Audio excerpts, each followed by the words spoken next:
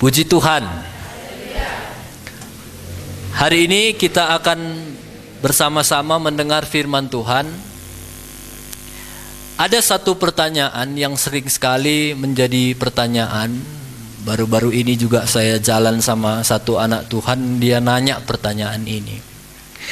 Kenapa orang yang takut akan Tuhan, ini enggak ecek-ecek, ini takut akan Tuhannya sungguh-sungguh. Kenapa orang yang takut akan Tuhan bisa kena musibah? Nah, pertanyaan ini saya tanya sama saudara.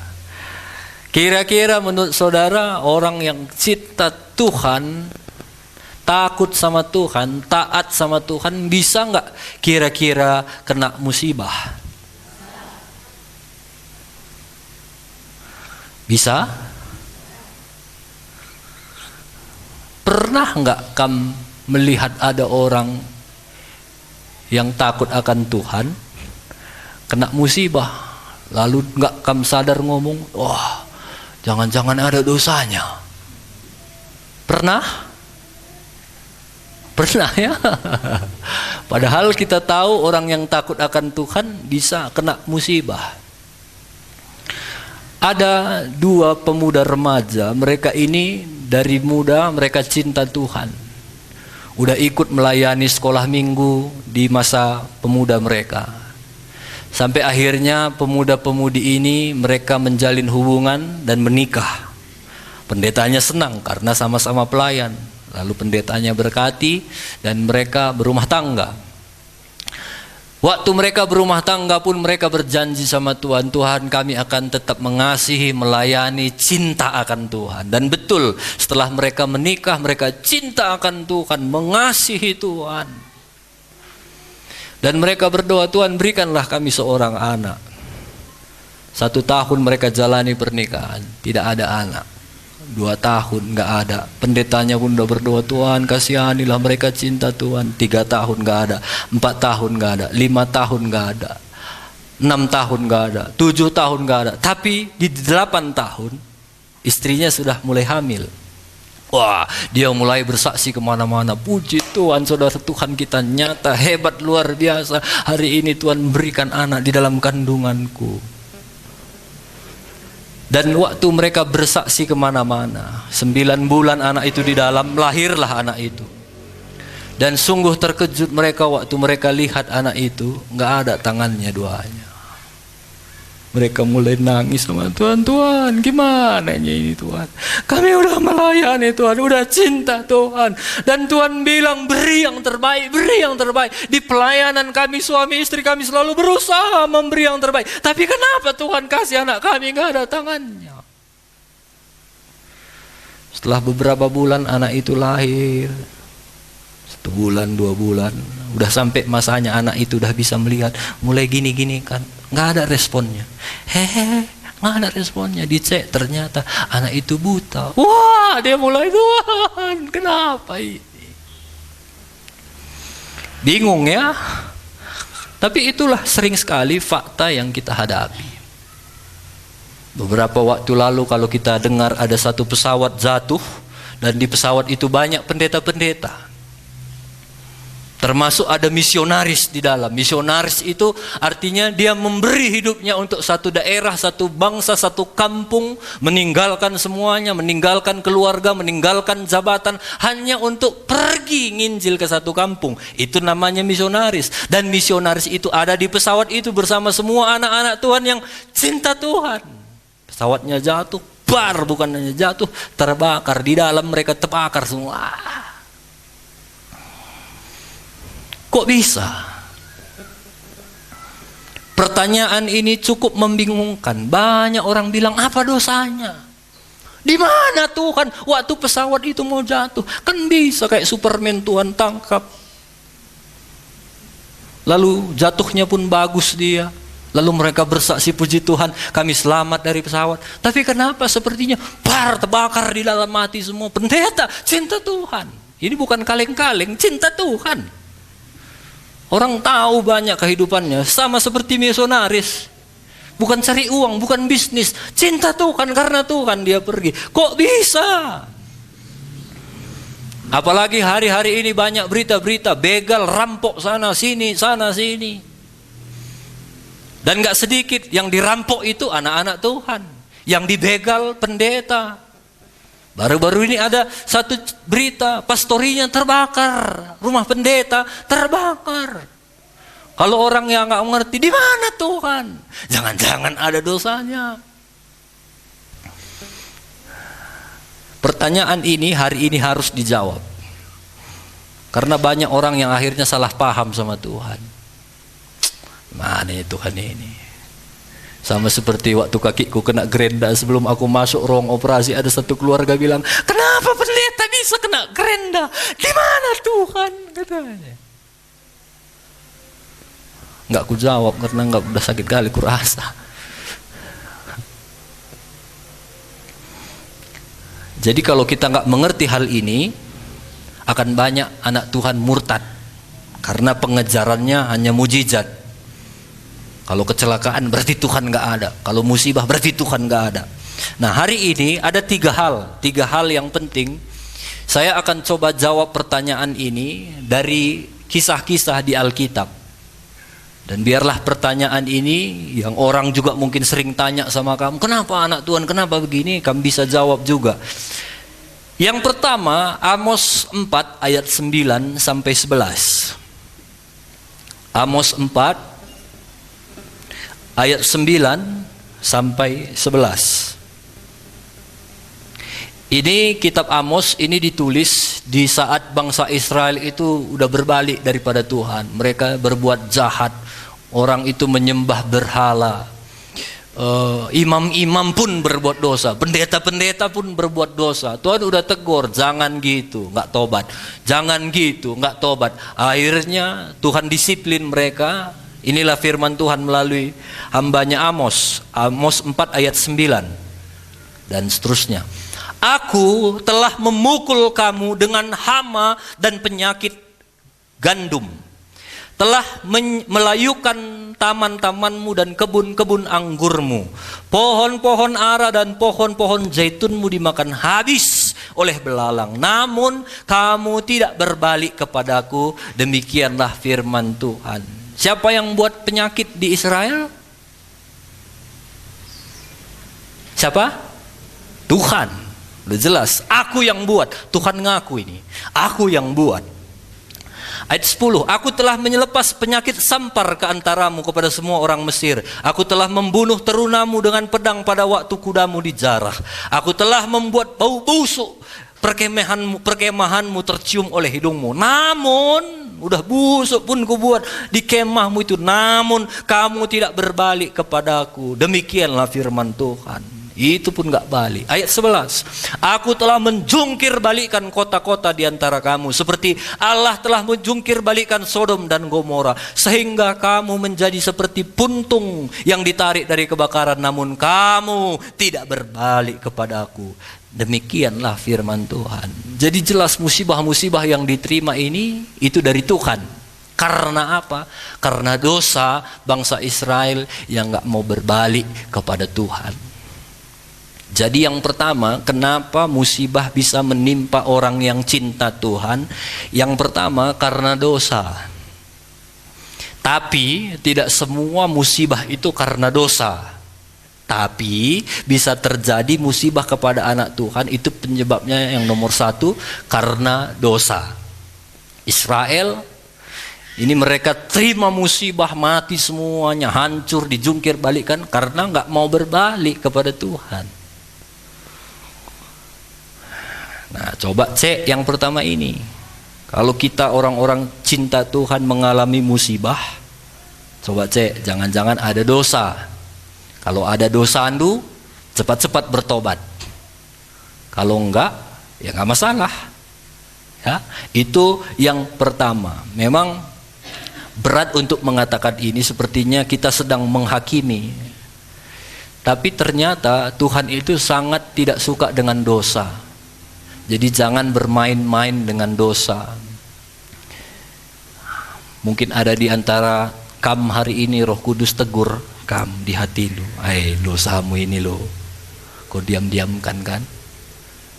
Hari ini bertobat. Jadi kalau ada dosa yang masih kita simpan dan hari ini Roh Kudus tegur kita, bertobat. Karena Tuhan itu sayang sama kita. Kenapa bangsa Israel ditegur? Supaya bangsa Israel itu semuanya bisa berkenan kepada Tuhan. Kenapa kita Tuhan tegur? Karena Tuhan tahu di neraka itu gak enak, panas, sakit. Makanya kadang-kadang Tuhan jangan, supaya kita nanti semua masuk surga. Jadi kenapa Tuhan tegur kita? Karena Dia sayang sama kita. Sebagai orang tua kadang kenapa kita cubit anak kita sampai gigi kita ini kadang bukan karena kita tahu supaya dia mati, enggak, supaya dia jangan lakukan itu lagi karena itu berbahaya. Ya, jadi itu kenapa musibah bisa menimpa anak Tuhan. Yang pertama karena dosa. Kalau memang nggak ada dosa kita nggak masalah. Kalau yang mengalami di luar sana malapetaka, jangan hakimi mereka karena dosa, itu urusan mereka. Yang sekarang firman Tuhan ini buat kita semua, ya. Kalau ada dosa, bertobat. Yang kedua, kenapa orang yang cinta Tuhan itu bisa mengalami musibah? Yohanes 9 ayat 1 sampai 7. Yohanes 9 ayat 1 sampai 7. Di sini ceritanya ada seorang anak yang buta dari lahir. Udah lahir buta. Yohanes 9 ayat 1. Waktu Yesus sedang lewat, ia melihat seorang yang buta sejak lahirnya. Murid-muridnya bertanya kepadanya, "Rabi, siapa yang berbuat dosa, orang ini sendiri atau orang tuanya sehingga ia dilahirkan buta?" Sama orang Israel ini, sama murid-murid kadang-kadang sama seperti kita. Waktu ada orang mengalami malapetaka, musibah, ini salah siapa? Murid-murid lihat ada anak buta dari lahir. Salah siapa guru? Salah anak itu atau salah bapak mamanya? Yesus jawab, dan itu di luar logika murid-murid. Ayat 3. Bukan dia, bukan juga orang tuanya, bukan dosanya, bukan dosa bapak mamanya, tapi karena pekerjaan-pekerjaan Allah harus dinyatakan di dalam dia. Jadi yang pertama, kenapa orang bisa kena musibah? Bisa karena dosa. Yang kedua, kalau bukan karena dosa, bisa jadi Tuhan mau menyatakan kemuliaannya melalui orang yang kena musibah itu. Jadi ternyata apapun yang terjadi dalam hidup kita itu tidak terlepas dari sepengetahuan Tuhan, dari rencana Tuhan. Mungkin timbul satu pertanyaan, kok bisa anak cacat? Tuhan di mana? Katanya Tuhan kita maha kuasa, kok ada orang-orang lahir cacat? Apa Tuhan kita lalai? Ini timbul lagi pertanyaan. Jadi sulit sekali banyak bagi orang menerima hal-hal ini. Tapi yang pasti Tuhan kita nggak pernah silap. Tuhan nggak pernah kilaf. Silap aku, lupa aku tadi naruh tangannya, lahir cacat, nggak pernah. Lupa aku menerbitkan matahari, gelap pula, udah 2 hari ini gelapan, maaf ya, sorry. Enggak, Tuhan kita nggak pernah. Lihat ya, cuaca selalu terkontrol dengan baik, semuanya terkontrol dengan baik. Tapi firman Tuhan bukan salah bapaknya, mamanya, tapi mau dinyatakan kemuliaan Tuhan. Ayat 6. Setelah ia mengatakan semuanya itu, ia meludah ke tanah dan mengaduk ludahnya itu dengan tanah, lalu mengoleskannya pada mata orang tadi dan berkata kepadanya, "Pergi, basuhlah dirimu dalam kolam Siloam." Siloam artinya yang diutus, ya. Jadi kalau ada rumah sakit Siloam katanya itu artinya rumah sakit yang diutus. Maka pergilah orang itu, ia membasuh dirinya lalu kembali dengan mata yang sudah melek. Jadi dia buta sejak lahir itu dalam rencana Tuhan. Sampai akhirnya tepat pada waktunya Tuhan meludah ke tanah, Tuhan ambil tanah, Tuhan taruh di mata orang buta itu akhirnya bisa melihat. Lalu dia mulai cerita, aku bisa melihat. Orang nanya, siapa yang sembuhkan kau? Termasuk ahli Farisi, ahli Taurat tanya, siapa yang sembuhkan kau? Aku nggak tahulah, pokoknya namanya Yesus. Pokoknya dia yang sembuhkan aku. Di sana dinyatakan kemuliaan Tuhan. Setelah beberapa tahun Tuhan izinkan dia buta, akhirnya dia bisa melihat. Timbul lagi pertanyaan, iyalah Om, kalau mujizat terjadi, kalau dari lahir dia buta sampai mati dia buta, itu gimana pula? Tapi ini yang sering sekali kita hadapi. Iya kalau dinyatakan kemuliaan Tuhan, tapi kalau enggak gimana? Saudara pernah enggak lihat ya, atau ingat saya pernah tampilkan ada seorang yang namanya Nick Vujicic, enggak punya kaki, enggak punya tangan. Kemana-mana dia bersaksi. Waktu dia bersaksi, dia bilang, bersyukurlah kalian punya kaki, punya tangan. Kalian dengan gampangnya bagi kalian ngangkat telepon gini, nggak ada masalah. Bagiku ngangkat telepon aja ada sedikit tumbuh dagingnya gitu. Gini caranya, lalu dia angkat teleponnya itu pakai kakinya, lempar, dipakai kaki, angkat, fuap gini. Kakinya pun cuma gini kecil. Lempar ke sini jatuh, lempar ke sini jatuh, lempar akhirnya bisa. Kalian cukup tinggal gini saja. Bersyukur aku nggak punya kaki. Dia cacat. Kemungkinan sampai dia mati nanti nggak akan tumbuh tangannya itu. Nggak akan tumbuh kakinya. Mungkin sampai mati dia akan cacat. Tapi berapa banyak kita diberkati oleh Tuhan gara-gara hidup orang cacat itu. Bukan hanya di Indonesia, dia keliling dunia, dia berbicara, bersyukur. Di tengah kecatatannya pun gak punya tangan, gak punya kaki. Dia bisa memuliakan Tuhan. Orang bisa mempermuliakan Tuhan. Nah, jadi dari sini kesimpulannya, ternyata kemuliaan Tuhan itu tidak harus selalu lewat mujizat. Gak harus selalu lewat mujizat. Ya, jadi selalu saya tekankan jemaat di sini, jangan gila-gila mujizat. Nanti saya akan terangkan di terakhir. Ada satu wanita namanya Fanny Crosby. Ini orang terkenal, nanti kamu cek di Google. Ada namanya Fanny Crosby. Dia seorang wanita. Waktu dia lahir ke dunia, umur 6 hari, tiba-tiba anak ini demam. Lalu setelah dia demam, 6 minggu bukan 6 hari. Setelah anak ini lahir 6 minggu demam, dibawa bapaknya dia ke dokter. Orang bapak mamanya orang susah. Lalu waktu dibawa ke dokter, dokter kasih obat. Nggak tahu malpraktek atau salah obat atau dosisnya terlalu tinggi, demamnya hilang. Bukan hanya hilang, demamnya yang hilang. Penglihatannya pun hilang. Lama-lama mulai kabur, akhirnya anak ini buta. Fanny Crosby umur 6 minggu buta. Waktu bapaknya lihat, anakku. Stres bapaknya, gimana lah kau nanti besar, gimana lah masa depanmu. Masih 6 minggu pun kau udah buta, gimana ini anakku. Stres bapaknya mikirin itu. Sampai karena bapaknya stres, 6 bulan setelah itu, bapaknya pun mati. Fanny Crosby hidup terus tapi buta. Akhirnya dibesarkan sama mamanya dan neneknya. Anak ini selalu diajar berdoa, bersyukur kepada Tuhan. Dibacakan firman Tuhan. Akhirnya umur 15 tahun anak ini masuk ke satu sekolah yang kayak di sini sekolah luar biasa karena nggak bisa melihat. Di sekolah itu dia mulai mengenal alat musik, dia mulai belajar gitar, dia mulai belajar piano, dia mulai belajar nyanyi. Sampai akhirnya di sekolah musik itu setelah bertahun-tahun sekolah dia tamat dan dia menikah. Juga dengan sama-sama musisi, tapi juga sama-sama buta. Lalu setelah mereka menikah, perempuan ini menjadi seorang yang terkenal karena dia berhasil menciptakan lagu-lagu itu sampai 3.000 sampai 4.000 lagu di kebutaannya.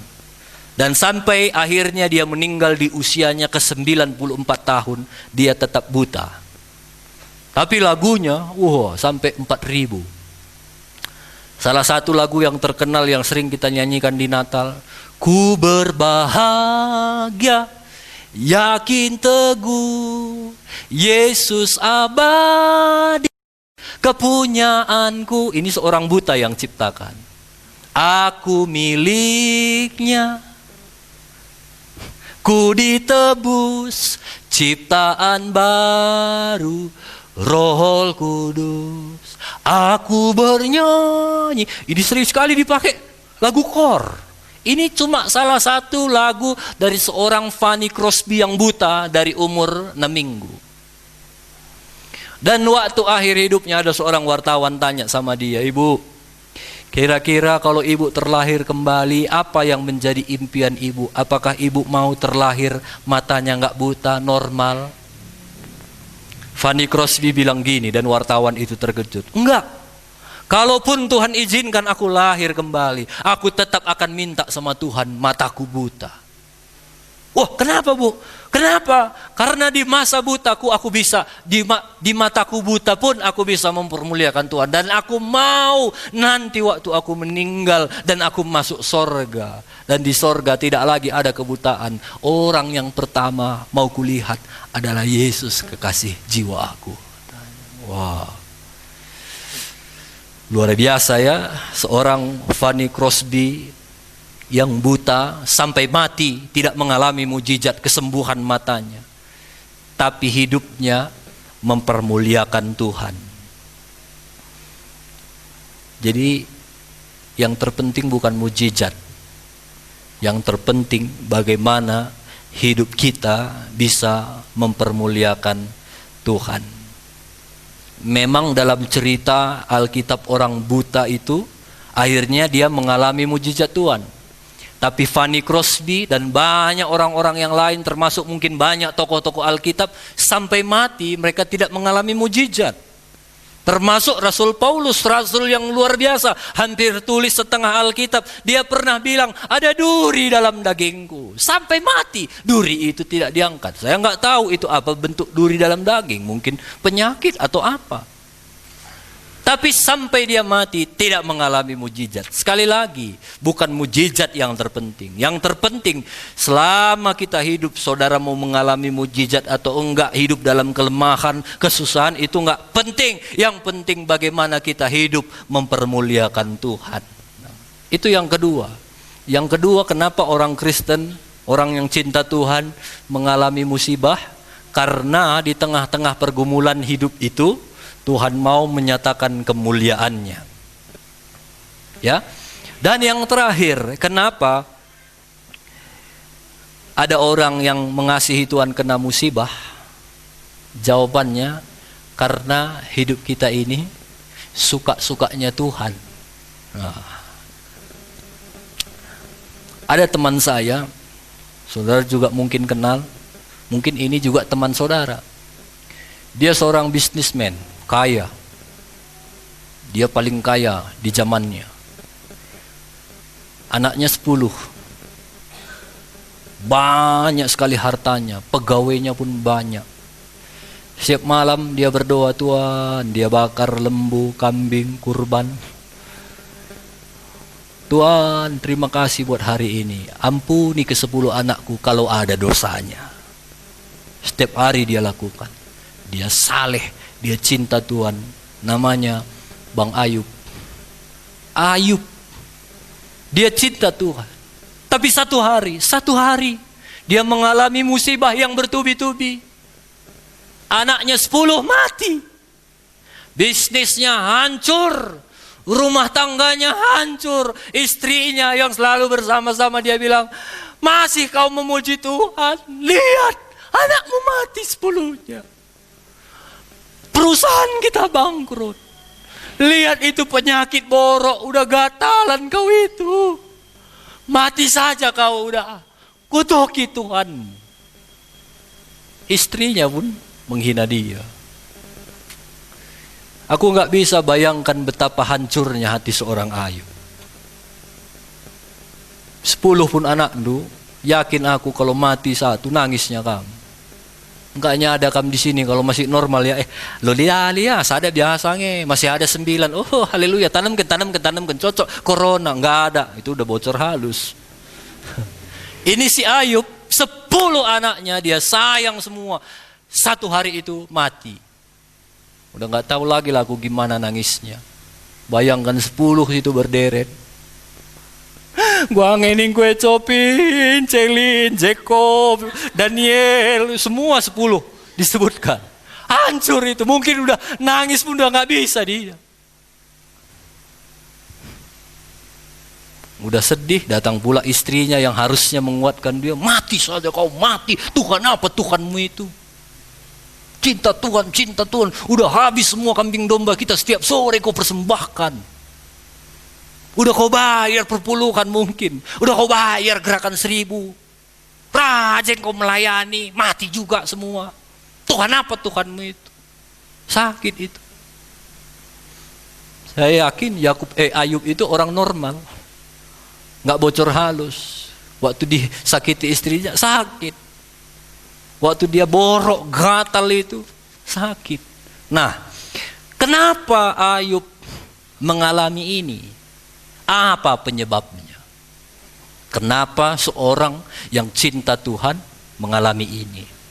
Ayub pasal 1 ayat 1. Ayub pasal 1 ayat 1.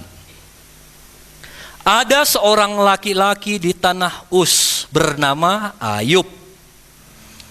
Orang itu saleh dan jujur. Dia takut akan Allah dan menjauhi kejahatan. Wah, saya pikir ini udah sempurna ini. Saleh, kalau saleh itu intim, dekat sama Tuhan. Jujur, nah ini orang dicari-cari sekarang ini. Takut akan Allah dan menjauhi kejahatan. Saya pikir Ayub ini udah sempurna. Ayat 7, ayat 6. Di tempat lain, ini ceritanya lain lagi. Pada suatu hari datanglah anak-anak Allah menghadap Tuhan dan diantara mereka datang iblis. Maka bertanya Tuhan kepada iblis, dari mana engkau? Jawab iblis kepada Tuhan, dari perjalanan mengelilingi dan menjelajahi bumi. Lalu Tuhan bertanya kepada iblis, apa kau lihat hambaku Ayub?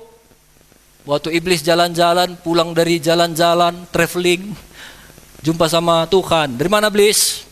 Biasa dari traveling, dari Logendek, dari keliling dunia lah Yesus. Gimana? Jumpa kau tadi sama Ayub? Jumpalah.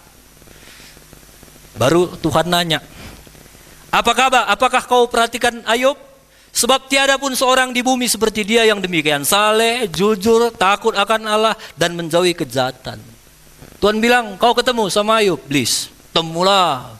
Di dunia itu tahu nggak kau iblis? Nggak ada yang seperti Ayub. Saleh, jujur, takut akan Tuhan, menjauhi kejahatan. Ini luar biasa ini. Tuhan sendiri yang ngomong. Ayub itu udah dapat sertifikasi dari Tuhan bahwa dia saleh, jujur, takut akan Tuhan, menjauhi kejahatan.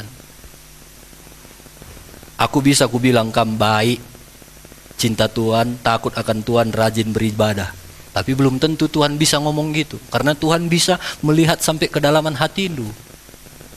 Ayub berarti sampai kedalaman hatinya pun Tuhan temukan saleh, jujur, takut akan Tuhan, menjauhi kejahatan. Lalu jawab iblis.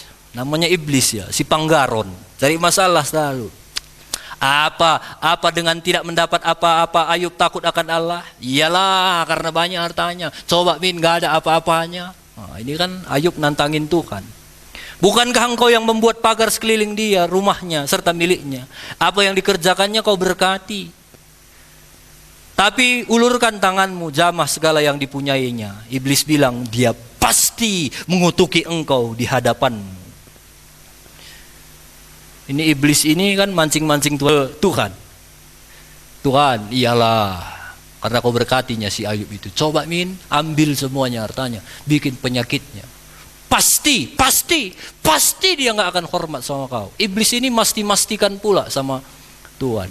Datang Tuhan, ya suka mula tes, mau kau tes. Karena kalau Tuhan udah memilih, nggak pasti nggak salah. Tes. Mau kau ambil hartanya, kasih penyakit, sukamu, tapi jangan kau sentuh nyawanya. Itu ayat 12 ya. Jangan kau ulurkan tanganmu atas dirinya. Ini yang menyebabkan Ayub mendapat musibah. Yang nggak ada hubungannya sedikit pun dengan perbuatan Ayub, dosa Ayub nggak ada hubungannya. Ayub baik-baik aja di rumah, akrab, sopan, hormat sama Tuhan.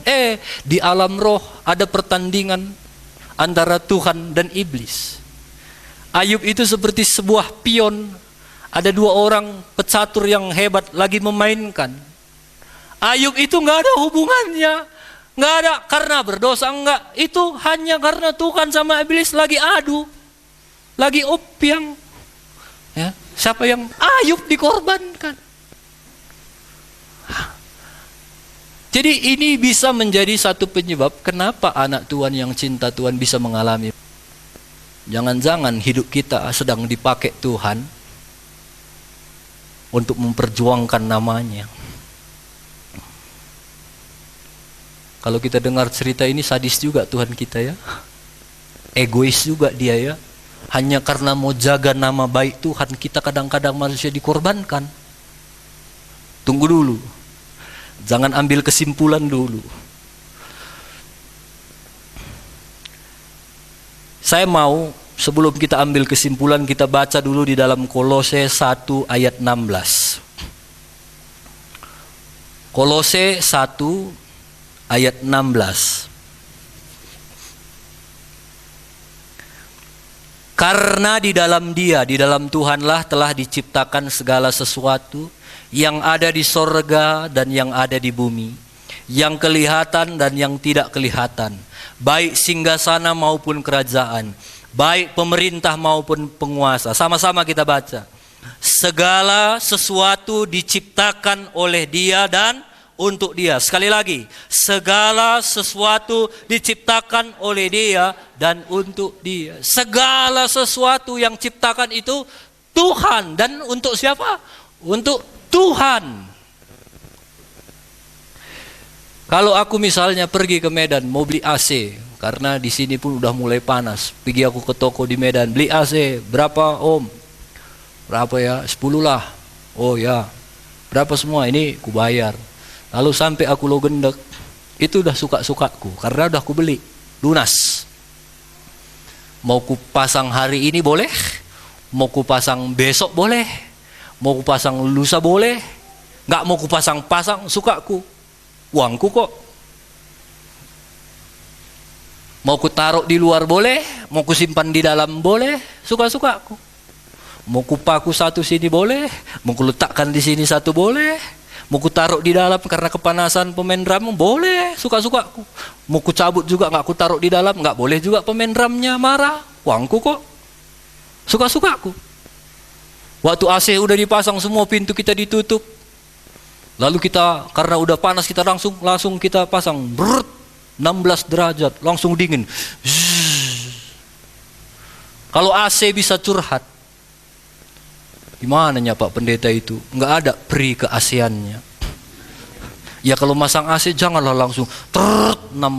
Capek kami itu bekerja di dalam. Dia nggak tahu. Ya kalau mau ya pelan-pelan lah, 30 derajat dulu, udah mulai dingin turunkan lagi 29, 28, baru lama-lama 16. Kalau gitu kami kan enak, kata AC. Itu kalau AC bisa curhat. Dan ternyata AC nggak bisa curhat. Kalau saya sudah beli, suka-sukaku.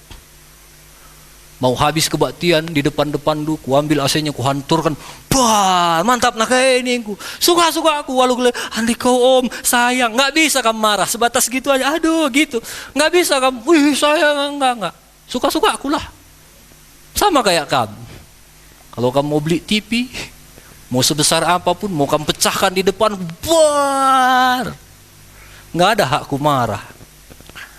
Paling kudoakan, aduh Tuhan jamah udah bocor halus ini.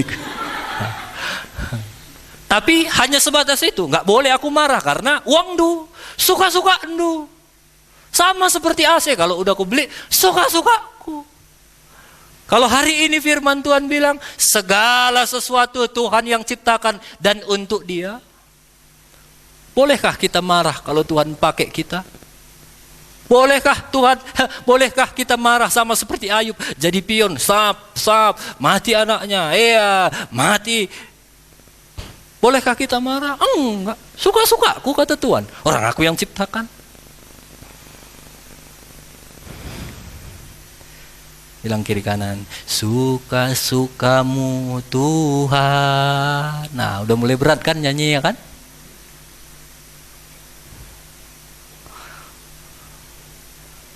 Tapi itulah kehidupan. Nggak ada hak kita marah sama Tuhan. Kalaupun kamu sakit, nggak ada hak lu marah sama Tuhan. Kalaupun nggak ada uang du, nggak ada hak du marah sama Tuhan. Kalaupun murah cabe, nggak ada urusannya sama Tuhan itu. Sama kayak Ayub, mau mati anaknya 10, nggak ada urusannya sama Tuhan. Mau ngisak-ngisak istrinya, nggak ada urusannya sama Tuhan. Yang terpenting dari kehidupan Ayub, waktu semuanya mati, semuanya habis, kena penyakit, masih bisa dari mulut Ayub keluar gini. Tuhan yang memberi, Tuhan yang mengambil, terpujilah Tuhan. Dia mempermuliakan Tuhan. Nah, itu yang keren bagi Tuhan.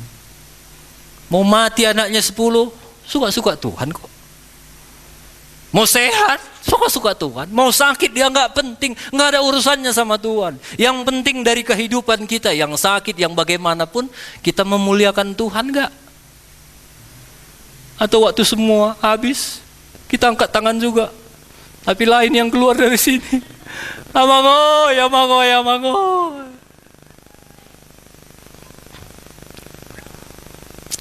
Jadi hari ini dari firman Tuhan ini kita dapat kesimpulan bahwa kita diciptakan Tuhan untuk kemuliaan Tuhan.